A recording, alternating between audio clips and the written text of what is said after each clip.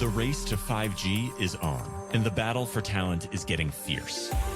Welcome to 5G Talent Talk with Carrie Charles, a podcast dedicated to helping you face the future workforce head on.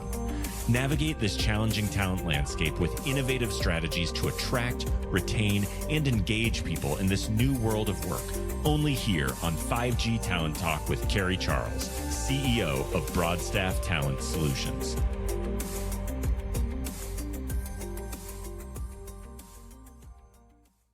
Thanks for joining me today on 5G Talent Talk. I'm Carrie Charles, your host, and I am so happy to have with me today Patrick Halley. He is the president and CEO of the Wireless Infrastructure Association. Patrick, thanks for joining me today. Thank you, Carrie. It's a pleasure to be here with you today. Yes. So first, let's start by just learning more about you, your journey. How did you get to where you are today? I know you have a couple of stories in there that you might tell us. Yeah, so unfortunately, I got here by accident, which is what I find to be the case for a lot of the people in the telecommunications and wireless infrastructure world, which we could probably talk about later. I had an internship my senior year in college. I thought I was going to go do some international economics thing in the World Bank or something, and had an internship at a organization that represented wireless carriers and telematics companies. And the big issue that I worked on to get me started in my career was public safety communications and wireless E911. So this is back in the late 90s when we were trying to figure out how to locate people when they called 911. It was a really interesting issue, and that's kind of how I got my start. So internships matter then, right? Internships definitely matter. I didn't even know about this whole world of telecommunications, and it kind of sparked my interest in communications generally. Ultimately, it sparked my interest in going to law school to focus on telecom law. I am a telecommunications lawyer by training. And from there, I went off and ran government affairs for the National 911 Association. Which was a great job for somebody new in the industry, because it was working with the Hill, the FCC, the Department of Homeland Security, all segments of the communication sector who had 911 and public safety communications issues. Really got great exposure to the whole world of public policy and telecom. And that was a really great start. Sounds like a perfect fit. So I want to learn more about, I know there's probably the majority of people who are listening to this really know who the Wireless Infrastructure Association is. But for those who don't, please give us an introduction. The Wireless Infrastructure Association is the national organization that represents those businesses that build, develop, and operate the nation's wireless infrastructure. We advocate for the widespread and responsible deployment of wireless infrastructure to enable connectivity everywhere. And that's connectivity for every person, every organization, everything, everywhere. That's our mantra, connectivity everywhere. I like to think of us as a pretty big tent organization. There are a lot of different aspects of wireless infrastructure that enable us to communicate wherever we are, how we want to communicate. Obviously, that starts with the wireless infrastructure from the macro towers, right, and all those radios and antennas and sites on top of rooftops and water towers. But a lot of our members are building and deploying fiber, right? Which every one of the small cells that are out there or radios that are connected on a tower all need fiber optic connectivity too. Some of our members are in the data center business, right? If you're accessing the internet and using and downloading content, that is a key part of your internet experience. So for WIA, we look across a very wide ecosystem of companies. We try to include all of those companies, including all of the services companies and folks who are building and doing the actual day-to-day work of building, maintaining, and operating all of that infrastructure. So your flagship event of the year is Connectivity Expo, or as we like to call it, ConnectX. And it's coming up, right, in May. May 14th through the 16th in Atlanta, Georgia, which is one of the great American cities. It's truly a hub of connectivity, very much like our show. It's going to be a really great city. I don't know if there's a lot of cities that can match the energy of Atlanta, right? It's one of our great cities. It's got great culture and food and music. It's got the busiest airport in the world. Which is convenient for getting folks to come into the show. And it's also a hub of telecom activity. I mean, there's a lot of telecom right in that city. So I think it's a really great location. We're really excited about it. There are unparalleled opportunities for collaboration and knowledge exchange and information sharing And I'm really excited because we're actually tracking double-digit growth in attendees this year. Really? Okay, so this is our biggest event of the year, and pretty much everybody that I know in telecom comes to this event. And so, if you have not registered, you're listening to this podcast, go out there, registered, and be there. It is going to be awesome. Now, Patrick, give us a little sneak peek into any initiatives that you'll be launching, or maybe some of the themes that we're going to hear about this year. Yeah, really excited about the show, and all of the themes and all of the different things that we're going to be talking about. Starting just with the folks who are going to be speaking on the keynote stage. We'll have the CEO of US Cellular, the CEO of Nextlink Internet. We'll have a panel on AI and telecom with folks from AWS and Qualcomm. We'll have a new session this year called View from the Network, which will be senior network leaders from AT&T, T-Mobile, and Dish, talking about their current networks and what they're planning for down the road, which I think will be really interesting. Of course, we'll have our view from the top panel, which will have the CEOs of the top 5 infrastructure companies in America. So that in of itself just gives you sort of a sense of the breadth of topics. That's just the main stage, let alone, 7 different tracks focused on network evolution, development of networks, spectrum issues, policy issues, the impact of AI, workforce development, which I know that you're passionate about. So, I think it's going to be a really great conference. We're seeing more of the service providers than we've ever seen at our show. And there's certainly plenty to talk about, and it's going to be a really great event. So, do you still have sponsorships or exhibit opportunities available as well? We certainly do. I agree with you, and I encourage you and everybody that you know to register to attend the show. But of course, we do have some, not a lot, but some opportunities for sponsorship and for exhibitors. And if they're interested in learning more about that, they can go to connectivityexpo.com. Okay, wonderful.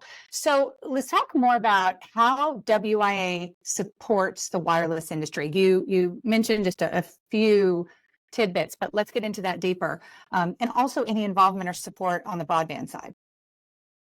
So at the end of the day, our job, and this is what the WIA staff wakes up thinking about every day, is how do we create the best possible regulatory and business environment for our members to succeed. And the way we do that as a trade association is through federal and state advocacy. So we have an expert team of advocacy experts here in DC who are working with the FCC and the FAA and the administration and the Department of Commerce and Congress. A lot of work going on. We also have a very busy team that works in every state, looking at legislative issues that are important to our industry, promoting good ideas, fighting back against bad ones, which there are plenty of. So advocacy, number 1. Number 2, effective communications. We are focused we're very focused on promoting the work of our industry, promoting the work of our members, telling our industry's story about what we do and why it matters. What we like to think about is wireless deployment and broadband deployment, not just for the sake of broadband, but for the sake of what it enables, right? And our entire society depends on the infrastructure that WIA's members are deploying and operating every single day. Third is helping train and develop the next generation of the wireless workforce.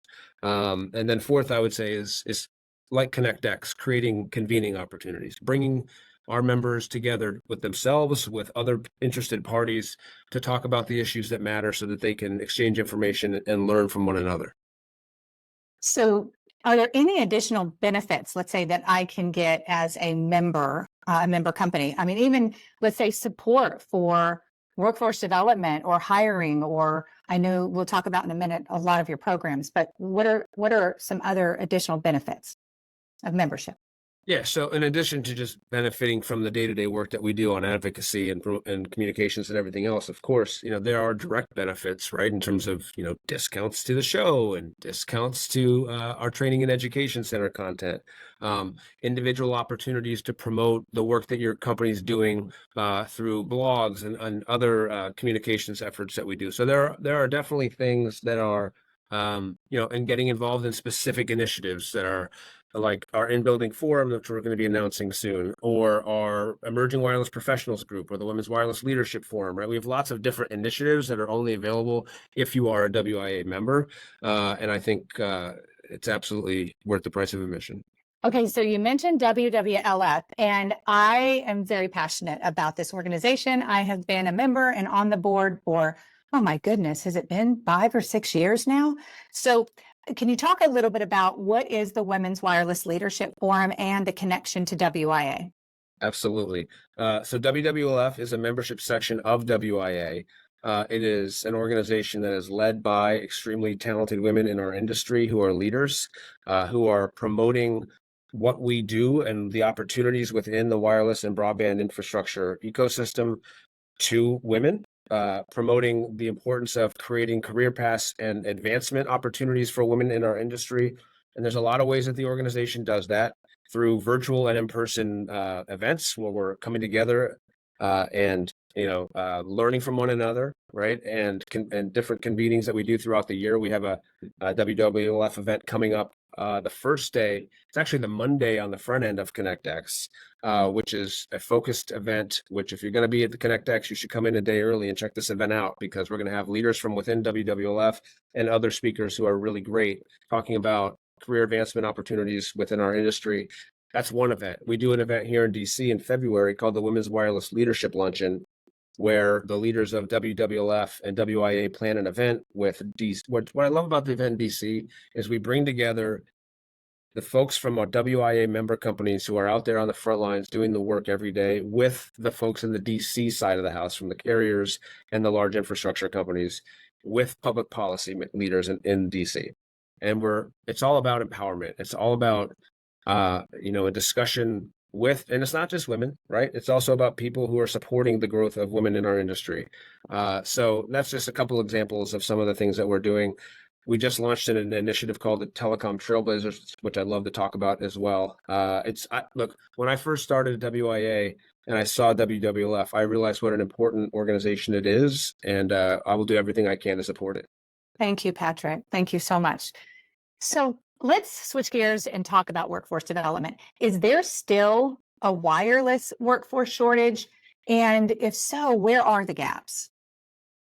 So, the way I would answer that question is over what period of time and what, area of the country and what job function. So certainly, look, we all have to acknowledge that there's been a little bit of a pullback on carrier spend for wireless in the last 12 months or so. And I know that there are folks out there who are feeling that. And I talk to a lot of people every day about that. What we do at WIA and trying to create that business and regulatory environment for people to succeed, like I was talking about earlier, is very specifically so that we have an environment where we are building, we are deploying, and we are employing as many people as we possibly can. I understand that there's a challenging time for some. So is there a shortage? I don't know that I would say that there's a wireless shortage the same way that there was 3 years ago when we were on the front end of 5G deployment. But is there a shortage long term? Yeah, I think there is. I think if you look out at the future of wireless communications and the future of 5G and what comes next, and the growth of in-building communications, where we're with 5G private wireless networks continuing to emerge, I think that we do have a shortage. And I think it's one of the things that I'm very focused on is, are we explaining the needs for this industry over the next 5 or 10 years? Are we reaching out and promoting the fact that there are amazing careers in our industry, starting even at like the high school level, 2-year schools and 4-year schools, technical colleges, right? Saying, look, here are all the things that go into a wireless network, right? Mhm. It's this smartphone that we all have in our hands doesn't just happen by accident. It happens because of a whole lot of different jobs that are out there. You want to be in marketing and sales? Great. You want to be in engineering? Great. You want to be in network operations? Great. You want to be outside doing things to actually physically deploy the networks, whether it's, laying the fiber, whether you're a utility installer, aerial or underground, whether you're an RF engineer, whether you're a fiber splicer, whether you're a broadband technician. There's so many jobs. And if we're trying to get fiber to every single home. Certainly the administration's focused on that. We're trying to get 5G wireless connectivity available to every single home and every single business. There are plenty that still don't have that access. So is there a shortage? Yeah. If you look out over the horizon, there's definitely a shortage, and we need to make sure that we have a steady pool of employees ready to fill those jobs now and in the long term. So I know that WIA has some phenomenal programs for workforce development, and that you really have a priority right now to develop the workforce of the future. And I agree with you on, one of our issues in this industry is that people, and especially young kids even, don't know about the industry. People, looking at career changes, and I mean, it's just a matter of having the knowledge that we are here, and you're not just going to stumble into telecom or get into telecom by accident, which is what 90% of my guests say when they talk about how they got there, right? And I hear you that is very important that we change that narrative. But can you talk about the programs and initiatives on workforce development that WIA has right now? Yes. Let me preface it though with an example. WIA organized an event at Virginia State University, which is in Petersburg, Virginia, a couple hours from here. And we invited Commissioner Starks and Commissioner Carr from the FCC. And we had about 50 students, a mix of engineering and business students. We had a day-long event within the classroom, and then we went out and saw a tower, which by the way was right next to a water tower, which also had some sites on it.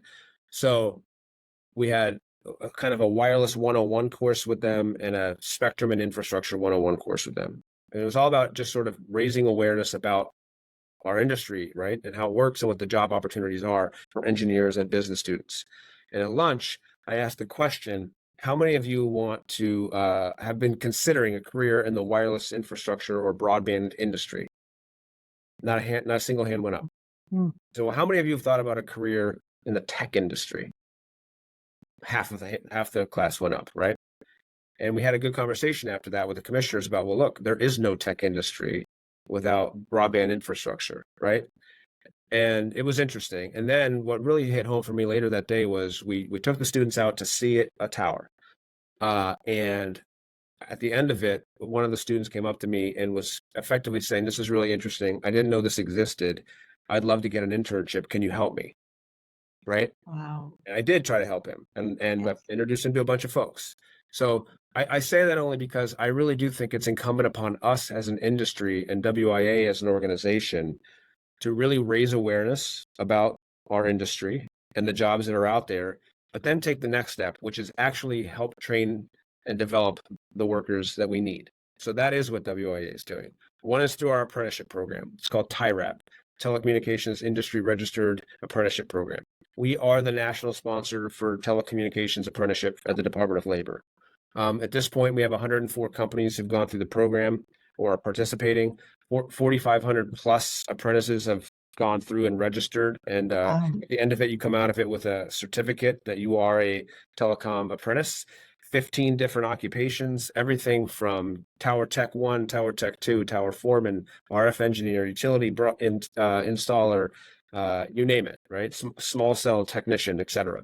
And I think, earning while you learn, that apprenticeship model is really effective. And I'm really excited about the work we're doing there. The other thing is our training and education center, Tech. That is our own training and education. We've got 35 plus courses at this point, everything from wireless 101 to a detailed multi-day site act courses. So we're doing our own training. And then last, and I'll just briefly say, we're working closely with a lot of states to help them identify how you bring academia, industry, and government together to identify where there may be gaps and then develop the training that's necessary in that area to get those networks built. Okay, so Patrick, on TIRAP, so how can companies find out more about how to get involved with TIRAP? TIRAP.org. So TIRAP.org. Come check out the website. Okay, great. One of the things there too, by the way, is we actually have incentive funding, meaning if going through an apprenticeship process does require some work on the side of the company, we're there to help. And we're actually there to provide a little bit of incentive funding for those companies to get them engaged and help with some of their costs. Okay, great. Now, what about tech? Because that is a phenomenal program. And I've actually taken a course through tech myself. My team has, so I encourage everyone to check this out. So how do we learn more about that? So that is tech-online.org. So that's TEC-online.org. Okay, very good. So let's keep going then. how you talked a little bit about how to bring in new talent to telecom, right? And I know it's always, thinking of the younger generation and high schools and, to get that young talent in, but any other ideas that you have on bringing in new talent? What maybe these are mid-career changes, people who just don't know about us, or, you know, um, anything different to bring in fresh talent. I've already talked about some of it. I mean, even apprenticeship, right? So apprenticeship is great for somebody who's a new employee, right? And so they're learning about their occupation both with in-class training and with a mentor on the job, right?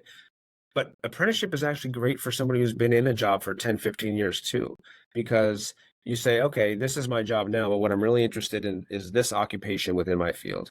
And your company might be willing to invest in that apprenticeship opportunity for you mid-career. That's one thing. So I wouldn't just think about apprenticeship as sort of for those who are new to the industry.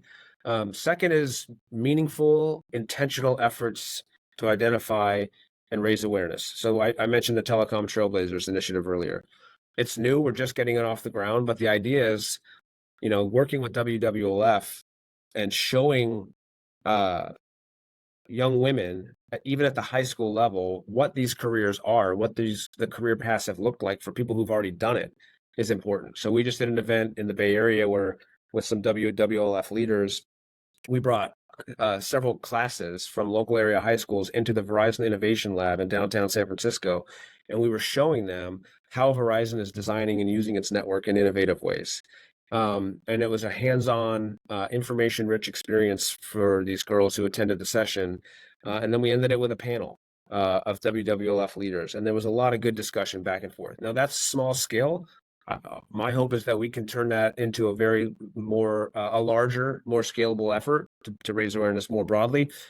We're doing something in Ohio with incarcerated individuals. We just had one class. We're in the middle of a second class where we're bringing some of that tech training, right, to folks who are currently incarcerated who deserve a second chance, and they're learning about different careers in our industry, coming out of that with a certificate, so that when they're released, they have an opportunity for going and learning more about the career.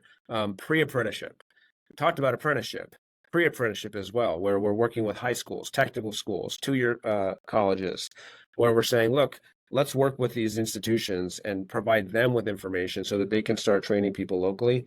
I don't think there's a single answer. I think what it is we have to acknowledge that it's not just a job, it's a career. People who are CEOs of tower companies started way down the line within that company, right? Right. Yes. And it's such a career path opportunity, this industry. And so I don't know if there's a single thing. I think it's just trying to identify all the different things, like some of the examples I mentioned, and pushing it. Right. And with leaders like yourself, also raising awareness about our industry and literally trying to help place people into these jobs once they find out about it. Right. Right. So, Patrick, you touched on this earlier, but I just wanted to get your thoughts. And it's about the challenges that we faced in the wireless industry, really in 2023, a little bit in 2022 as well, but in 2023 and now 2024 seems like it's off to a slow start. What, is this our new normal? What do you see in your wireless crystal ball for us for the rest of 2024 and maybe into 2025? So I think you have to start by acknowledging reality, right? Wireless carriers spent $100 billion plus just to acquire the rights to use wireless spectrum, right? From millimeter wave and C-band and all these other spectrum bands that they have to pay for to get access. That's a lot of money, right? Then once they had access to that C-band spectrum, we had a lot of deployment, right? Certainly into 2022, when all three major carriers were building out their networks, when you had Dish building out its network, it was kind of a bonanza, right? It was the most CapEx we'd ever seen in a given year, was that year. As with every G in mobile wireless, you have, your peaks, and then once the carriers have paid for that spectrum and built out that network, they have to monetize the network, right? It's a very capital intensive industry. They need to be able to demonstrate that they're able to monetize the networks that they've spent so much time and energy and resources in building out. That's just how our industry works, right? I think with 5G, you saw probably the biggest peak, and you're seeing a little bit of a valley that's hard on some folks. That said, that's a pretty typical cycle, right? The new normal, I mean, we're still going to see a massive amount of CapEx spent this year by the wireless industry. There's still going to be a lot of business in this industry, right? And I do think that we're going to start to see a pickup in deployment and a pickup in activity. Roughly half of the towers still need to have C-band, upgraded on those towers. Carriers are deploying 3.45 gigahertz network. AT&T's announcement with Ericsson and their O-RAN deal, right? That's a whole lot of towers that are going to need to be upgraded with new radios, new equipment. I saw a stat the other day that said something along the lines of between this year and 2029, we will triple the amount of data that average consumers use. So when we're demanding that much from our network, the carriers have to invest. They have to keep investing to keep up with that demand. And so is it going to happen today or next year? Look, I don't have a crystal ball to tell you exactly what every carrier is going to do. What I can tell you is they're going to have to keep investing and upgrading their networks to keep up with that demand. And there's no way they're going to let one carrier beat them, right? It's a very competitive industry. So as one carrier goes, you will see others continue to invest. I also think there's no doubt in my mind that the impact of artificial intelligence on telecom will be significant, not just in the way that carriers use AI, right, to optimize the deployment and operations of their network, but also in the applications and services that consumers and enterprise start using and demanding in a way that will continue to, require massive amounts of data, including higher capacity and lower latency closer to people at the edge of the network. So there'll be more there. And then there's the private wireless. I talked about private wireless briefly earlier, but if fixed wireless to the home was the first real 5G use case, I think you're going to see a lot more private 5G networks in hospitals, in hotels, in stadiums, in universities, on campuses, et cetera, all of which will just lead to the continued growth of our industry with a lot of opportunity. So I recognize the reality right now, but I also remain very optimistic about our future. I hear opportunity, opportunity, opportunity, and out of adversity, there's always opportunity. So that's in our future. And I agree with you, and I love hearing it. And I cannot wait for ConnectX every year. It's just probably my favorite event of the whole year. So one more time, where can we learn more about ConnectX and also about WIA? So you can always learn more about WIA at WIA.org. And for the show, you can look at connectivityexpo.com, where you will find all the latest and greatest on all of our speakers and sessions and everything else. And I look forward to seeing you and everybody else at the show in Atlanta. Yes, Patrick, thank you so much for coming on my show. This has been a pleasure, and I'll see you very soon. Look forward to it. Take care.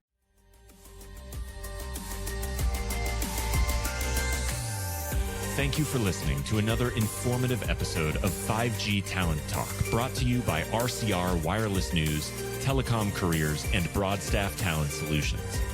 As we advance into the future, we promise to bring you the resources you need to navigate this ever-changing landscape of 5G to help you attract, retain, and engage people in this new world of work.